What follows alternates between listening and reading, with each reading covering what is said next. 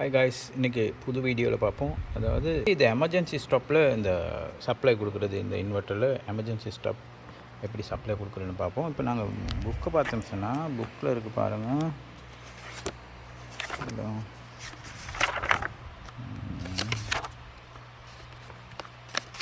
Right, மெனுவலில் இருக்குது. நீங்கள் manual எல்லாமே இதில் இருக்குது.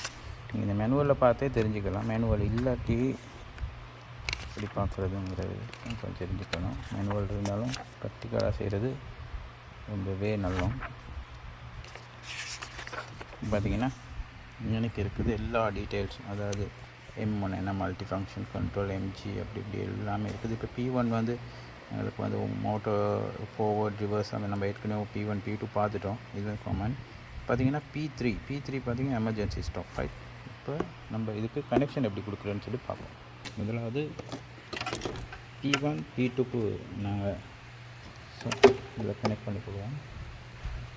காமனை கனெக்ட் பண்ணுவோம்.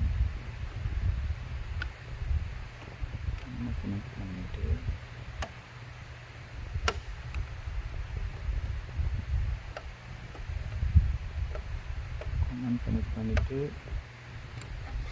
P3 இந்த P1 P2 வந்து நாங்கள் ஏற்கனவே பார்த்துருக்கோம். அது வந்து மோட்டர் ரன்னிங்க்கு, அதாவது புஷ் பட்டன் மூலயமா வெளியால் ஒரு செலக்டர் சுவிட்சை போட்டு மோட்டரை ஸ்டார்ட் பண்ணுறதுக்கு தான் P1 P2.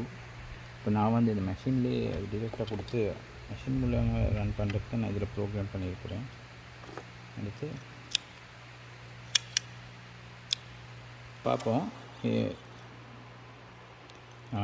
எப்படி எமர்ஜென்சி சுவிட்சுக்கு கனெக்ட் பண்ணுற சொல்லி. இப்போ நாங்கள் NC காமனையும் P3யும் கனெக்ட் பண்ணிட்டோம்.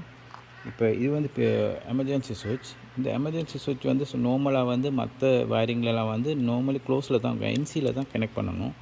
ஆனால் இந்த இன்வெர்ட்டரில் வர எமர்ஜென்சி சுவிட்ச் வந்து நாங்கள் வந்து NOவில் தான் கனெக்ட் பண்ணணும். Right, NO. இப்போ கீழே இருக்குது பாருங்கள், மேலே இருக்குது NC, கீழே இருக்குது NO. நீங்கள் பார்த்தீங்கன்னா தெரியும், சுவிட்சஸில் இது போட்டிருப்பாங்க.